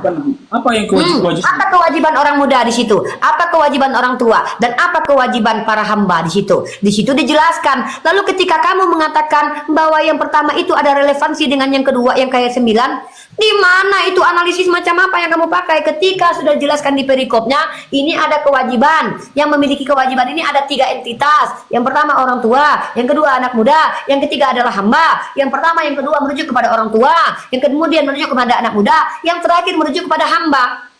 Lalu di mana kamu bisa mengatakan bahwa hamba ini harus taat sesuai dengan yang pertama, yang kedua? Apa relevansinya, brother? Pada saat itu, kamu mengerti gak konteks di Titus, surat kepada Titus itu yang ditujukan pada Titus itu apa? Tentang apa? Tentang kekudusan hidup, kesucian, pengajaran yang sehat. Itu makanya saya bilang kita sepakat analitikal, tidak sepakat. Oke. Nah, kalau kita sepakat analitikal, hamba-hamba hendaklah taat kepada tuannya dalam segala hal. Nah, pertanyaan saya, apakah meniduri budak itu adalah perbuatan tidak kudus? Konteks di situ bicara meniduri atau bukan? Saya tanya, apakah meniduri budak itu perbuatan tidak kudus? Atau bukan? Saya tanya, apakah perbuatan meniduri budak adalah perbuatan tidak kudus? Saya fokus pada perintah hamba itu. Yang kutanya Saya tanya, brother, di dalam 2 Titus, konteks Titus itu bukan 2 Titus, Titus 2. Jangan salah salah. iya, Titus 2 nomor 9 itu, pertanyaan saya, apakah meniduri budak termasuk perbuatan tercela? Jangan bahas meniduri, konteks di situ bukan meniduri. Jangan karena kamu sering ditiduri lalu kamu Saya pakai-pakai itu. tanya, Bisa. kalau seandainya hamba harus patuh kepada tuannya akan segala sesuatu, Ya, apa yang maka segala sesuatu apakah meniduri budak, meniduri hamba itu termasuk perbuatan tercela? Maksud segala sesuatu di situ apa? Tidak ada batasan, tidak ada batasan. Di mana batasannya? Di mana batasannya? Berbicara tentang kehidupan pengajaran. Mana? Gitu. Ayat 10. Jangan curang, Orang tua, brother. Itu Ayat orang tua. 10. Wah, tetapi jangan curang, tetapi hendaklah selalu tulus Nah, bersetia. apakah meniduri budak itu perbuatan curang? Oh, jangan bicara soal Apakah meniduri. perbuatan meniduri budak? Saya tanya, coba Anda jujur. Tanya, apakah Brother, di situ berbicara Anda tentang jujur meniduri? dengan diri Anda. Anda jujur Saya dengan saya, bertanya, apakah konteks di situ kalau Anda berbicara bisa tentang diam, meniduri? saya katakan dalam segala hal. Konteks di situ berbicara Bisa jadi tentang bisa jadi meniduri budak, karena itu segala hal. Apakah konteks di situ Segala hal berbicara tidak ada. tentang meniduri? Segala hal tidak ada batasan. Segala hal tidak ada batasan, termasuk meniduri budak. Ditiduri aja gitu, nggak boleh pikiran ditiduri. Konteks di situ bukan bicara soal ditiduri. Saya bertanya karena apa saudara Anda Kristiani mengkritisi agama kami yang mengatakan bahwa meniduri budak itu perbuatan tercela. Saya tanya kepada kalian berdasarkan Titus pasal 2, saya lagi ngomong, gantian dong. Dengar teman-teman ya. Ini model cocokologi namanya. Bicara metode, tapi metode pribadi. Ini penjelasan BPJS cabang Mandiri namanya. Dia seenaknya menjelaskan kitabnya, padahal di situ perikopnya sudah jelas. Kewajiban 3 entitas. Pertama kewajiban orang tua, kedua kewajiban anak muda, yang ketiga kewajiban hamba. Di situ dalam Titus 2 nomor 9, hamba-hamba harus tunduk akan segala hal. Maka dia katakan, iya segala halnya apa? Semua-semua yang kudus-kudus. Lalu saya mengajukan pertanyaan, apakah meniduri budak itu perbuatan keji? Dia tidak menjawab karena saya ingin mengkomparasi. Dalam perjanjian lama Tuhan mengizinkan untuk meniduri budak. Maka mana larangan di kitab kalian meniduri budak sehingga kalian berhak mengatakan meniduri budak itu perbuatan keji? Kalau kalian tidak memiliki dasar perkara meniduri budak apakah perbuatan zina atau tidak, apa hak kalian mengkritisi ajaran orang lain yang bahkan di agama kalian tidak punya dasar dan sandarannya? Itu poin diskusi kita. Penjelasan tentang Anda di mute, Anda ngomong percuma, Anda di mute, ngomong apapun kita nggak denger. Makanya besok main TikTok itu belajar buka mute. Ini ngomong, kita ngomong, dia juga ngomong. Lu ngomong gua nggak denger. Lu di sini kita izinkan bicara, tapi muter-muter. Lu pikir sini gereja apa? Ini bukan gereja. Ngomong apa lu? Ngomong apa sih nih anak? Giliran kita ngomong dia ikut ngomong, giliran kita diam dia ikut diam. Coba. Dada aja kadang-kadang. Gini Coba, loh. jangan kayak perempuan itu teologi jangan kayak perempuan lah, coba dewasa lah kalau dialog satu-satu begitu. Dia nggak berhenti Nanti belajar ngomong. dulu, Dia nggak berhenti belajar ngomong. dulu dialog. Nanti saya ajar di komal saya khusus berdua kita, saya ajar kamu dialog. Bagaimana caranya hatu ha itu dialog.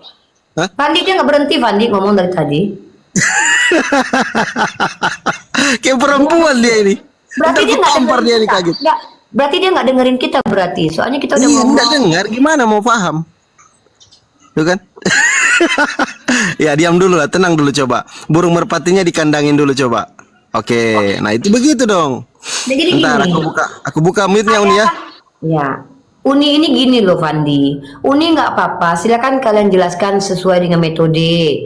Tapi ada literasinya. Jangan bilang metode tahu-tahu nggak punya literaturnya. Ternyata eksegesis cabang mandiri, eksegesis pribadi. Kita bilang kita topik Karena- analitikal. Tengok tuh nggak berhenti dia ngomong. Dia nggak ngerti poin kita.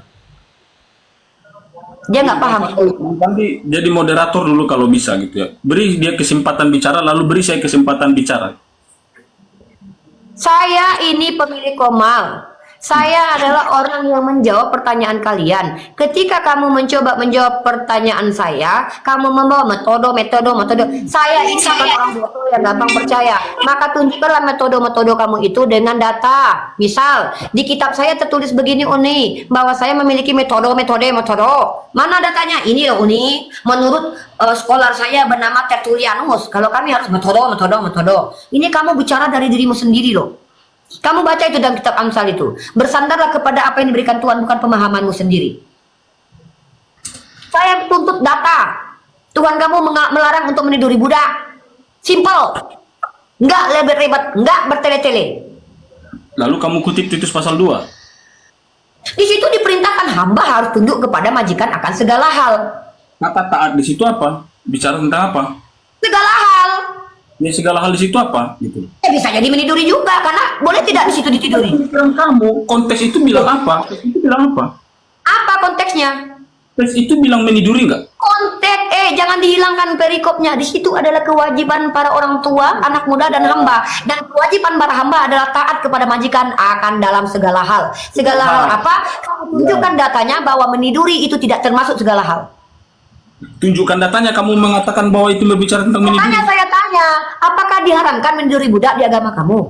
Dalam konteks itu kan nggak berbicara soal meniduri. Saya bertanya, ini pengajuan ide dan gagasan dan pertanyaan. Dalam konteks ayat itu, apakah dilarang meniduri budak? Saya bertanya kepada Kimil. Bang teologi gantian Bang kepada Anda. Bang teologi gantian dulu. Yang mengutip Titus pasal 2 itu siapa tadi? Saya yang kutip. Di situ tertulis para hamba-hamba harus patuh kepada majikannya. Pertanyaan saya berdasarkan ayat itu. Ini saya lagi ngomong, kamu lagi ngomong. Makanya ya, kalau mulut dan telinga sama-sama berfungsi, salah satunya tidak akan berfungsi itu. Nanti bisa ngomongnya bertele-tele. Telinganya bisa nggak mendengar. Saya tanya ke kamu, saya mau straight to the point. Dalam Titus 2 ayat 9, apakah para budak itu kalau disuruh ngangkang ditiduri oleh majikannya, bolehkah dia melawan? Silakan jawab. Berbicara tentang tiduri atau mengangkang? Saya maunya bicara itu. Saya bertanya, saya ingin tahu. Kamu jawabnya gimana? Kalau kamu Kristen yang betul, kalau seandainya saya ajukan pertanyaan. Dalam dasar Titus 2 nomor 9, kalau majikan itu hamba itu harus patuh kepada majikan dalam segala hal, maka saya mengajukan pertanyaan, boleh tidak melawan kalau seandainya majikannya minta tidur sama budak-budaknya? Jawab. Konteks itu bukan berbicara tentang meniduri. Kalau kamu kamu pula kan gitu kan. Satu-satu dulu kita. Jadi kalau kau berbicara tentang meniduri dalam konteks teks itu nggak pas gitu loh. Kamu harus cari teks lain. Saya bertanya, tolong dijawab. Kan kau ngomong giliran aku Bisa ngomong. menjawab tidak? Kalau tidak bisa menjawab, kita yang lain saja. Ya, coba Bang Teologi, kalau berbicara dalil itu Bang Teologi, kalau menurut saya, kalau Bang Teologi jadi budak saya tuannya, saya tamparnya mulut Bang Teologi pun tidak jadi masalah, karena segala hal itu dia harus menurut kepada saya. Jadi kalau saya tampar mulut Bang Teologi, misalkan Bang Teologi budak saya, ya boleh saja kan segala hal. Jadi tiap hari akan ku tampar mulutnya Bang Teologi gitu loh. Oke, bisa saya bicara lagi menjelaskannya? Silakan. Oke, konteks kan saya bilang dalam memahaminya kita analisa, ya. Kita analisa dari perikop. Itulah LAI membuat perikop itu supaya bisa memahami konteks secara sederhana, sesederhana itu. Tapi kalau menurut saya Bang Teologi izin dulu perikop itu izin saya sampaikan. Saya sampaikan aja perikop itu penipuan dari Lembaga Alkitab Indonesia. Silakan Bang, lanjut. Biar aku dulu yang bicara. Nah, di situ konteks itu bicara tentang kewajiban orang tua, pemuda dan hamba. Nah, dari ayat pertama sampai ayat ke-10 di situ memberikan sebuah kesimpulan. Perhatikan, jangan curang, tetapi hendaklah selalu tulus dan setia, supaya dengan demikian mereka dalam segala hal memuliakan ajaran Allah Juru Selamat kita. Ajaran apa yang dikonteks pada saat itu? Dalam Titus itu ajaran hidup bijaksana, hidup suci, rajin beribadah. Itu ajaran jangan memfitnah. Itu ajaran baik, hamba pun termasuk di situ. Karena dia sudah memberikan kesimpulan di situ di ayat 10. Makanya aku bilang dalam memahaminya nggak bisa copot ayat ini, copot imamat, copot Petrus, copot nggak bisa. Itu nggak bisa. Harus fokus di konteks itu. Udah belum? Nah, Lanjut. sekarang Dalam konteks itu perintahnya hidup suci, hidup kudus. Pertanyaan saya, meniduri budak itu hidup suci atau tidak? Meniduri budak? Yes. Apakah konteks itu bicara tentang meniduri budak? Saya tanya ini, meniduri budak itu hidup suci atau tidak? Ibu belajar filsafat itu di Orda. Waduh, ditanya kok malah filsafatnya di bawah. Saya tanya, dalam iman Kristiani, meniduri budak itu perbuatan keji atau perbuatan suci? Jawab. Waduh, inilah saya katakan nggak mampu menjawab. Waduh. Saya tanya, apakah meniduri budak dalam iman Kristen itu perbuatan suci atau perbuatan keji? Tunjukkan data saja sudah. Berdasarkan Titus kan? Mau berdasarkan Titus kayak Totus kayak Petrus kayak terserah. Saya bertanya sebagai iman Kristiani, dalam pemahaman Anda, meniduri budak itu perbuatan keji atau perbuatan suci? Sesimpel itu seperti ini. Tidak berbicara tentang meniduri budak. Waduh, nih orang nggak ngerti nih. Aduh, apaan sih ini? Ditanya apa? Ditanya bebek, jawabannya ayam. Pandi, ini mau yang bisa diajak diskusi. Ini Bang Teologi, mending belajar dulu lah tata bahasa Indonesia yang baik dan benar. Ini repot loh kalau tidak tahu bahasa Indonesia, Bang. Yang suruh Oke, gini aja. Saya kasih analogi lah menggunakan ayat itu dalam segala hal, oke? Nah, misalkan saya punya seorang adik, dikatakan oleh orang tua saya, kamu bisa melakukan segala hal kepada adik kamu. Kalau misalkan Bang Teologi punya adik juga, orang tuanya Bang Tuhannya lah, taruhlah Tuhannya Bang Teologi itu mengatakan kamu bisa melakukan segala hal, jangan adik lah, ke budak saja tadi lah. Ini kan point attack-nya Bang Teologi, segala hal. Oke. Kalau misalkan mencium kening budak, itu boleh tidak? Kalau sudah dikatakan segala hal oleh Tuhan seperti itu, Bang, boleh tidak? Teks itu berbicara tentang. Nah, ini masalahnya memang bermasalah. Segala hal, kontak-kontek jadi kali orang. Masalahnya, kan saya sudah bilang kita harus memahami analitikal, doktrinal, eksegetikal. Analitikal dari tadi ini orang apa sih? Udah Fandi ganti aja, Fandi capek juga, Bang. Anda pun kita harus Fandi, menganalisa. cari yang bertanya aja, Fandi. Dia menjelaskan dari tadi nggak bawa data juga, Fandi. Cari yang lain aja, Fandi. Ini mau kita diskusi yang Silakan teman-teman Kristen kirim permintaan yang pintar dikit lah. Jangan, tapi begini Uni, mungkin kawan-kawan Kristen ini tugasnya di sini membantah Bible-nya sendiri.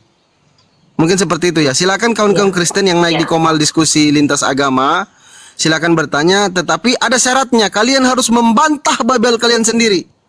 Contoh, ketika Yesus bilang sembahlah Bapa, kalian jangan sembahlah Bapa. Bantah itu ayat, bantah perkataan Yesus. Silakan kawan-kawan Kristen kirim permintaan. Silakan. Oke, baik. Selamat pagi, Bang. Selamat pagi, Umi. Pagi.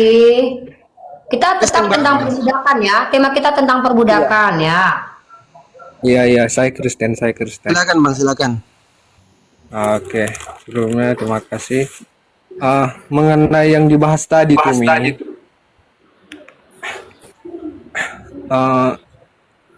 Pertanyaan Umi tadi mengenai perbudakan tadi apa? Pertanyaan saya jelas, di mana ditulis di kitab kalian larangan menggauli budak? Menggauli budak. Menggauli itu termasuk berzina atau tidak? Saya ingin bertanya. Saya justru tanya sama kalian, kok kalian malah nanya sama saya, gimana sih? Menurut Umi. Itu kelakuan si Muhammad itu menggauli budak. Woi, binatang. Binatang ini. Diam dulu. Binatang, jangan kayak binatang kalian. Kau coba kawan-kawan Kristen yang jangan kayak binatang lah. Jangan Diam jadi dulu binatang lah. lah. Aduh.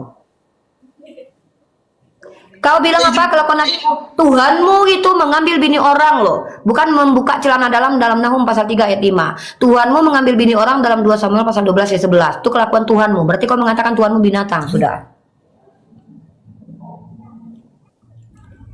Udah keluar kok, dia udah keluar. Bang Rizky izin dulu Bang Rizky, Bang Denny, Bang Rizky, kawan-kawan Kristen di bawah. Tolonglah kalau dialog, jagalah lisan kita untuk berucap. Jangan sembarangan. Kita jangan menguraikan kebencian berdasarkan ketidaktahuan. Lebih baik bertanya. Daripada kita tidak tahu, baru kita uraikan kebencian berdasarkan ketidaktahuan kita. Dongok kelihatannya nanti. Nah, makanya sering ku bilang, ku tampar kalian dengan pendeta kalian, ku jejer 10 orang pendeta, ku tampar semua kalau mulut kalian seperti itu. Kalau kalian beradab, kami lebih beradab. Gitu loh, silakan. Oke, berarti tadi simpelnya menurut Umi di ajaran Kristen itu meniduri budak itu boleh. Saya justru bertanya gini ya, ini sebentar saya kasih Oke. kamu pemaparan dulu. Sebentar ya, kalian sabar, biar kalian tahu konteks diskusi saya. Baik-baik. Bentar, ini ada masalah di ini saya di YouTube.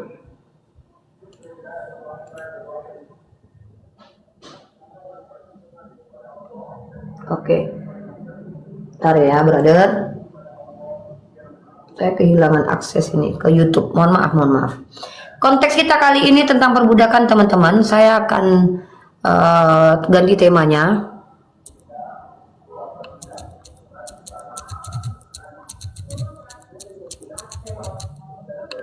Ya, ini tema kita. Ya, ini tema kita yang akan kita usung pada kali ini.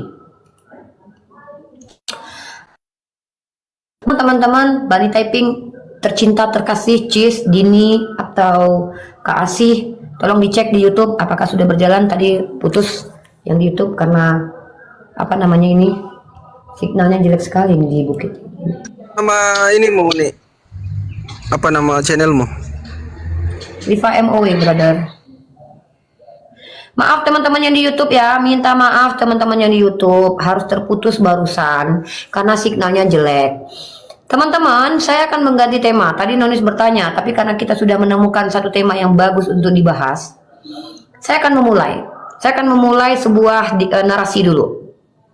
Tadi ketika saya membuka room bertanya di part 1 di YouTube saya yang satu lagi, teman-teman Kristen membawa surah At-Tahrim, Cakil membawa surah At-Tahrim dan mengatakan di surah At-Tahrim tertulis Nabi Muhammad menggauli budak. Ternyata itu dusta yang sangat besar. Sama sekali tidak tertulis dalam surat At-Tahrim itu Nabi Muhammad menggauli budak, melainkan di situ tertulisnya Rasulullah dilarang mengharamkan apa yang dihalalkan. Nah, memang ada ulama yang mentafsir bahwa itu berkaitan dengan meniduri budak dan ada yang mengatakan bahwa itu berkaitan dengan madu. Masalahnya adalah mari kita masuk ke ranah akademis. Ayo kita lihat siapa yang menyampaikan informasi tentang tafsir tersebut. Nah, itu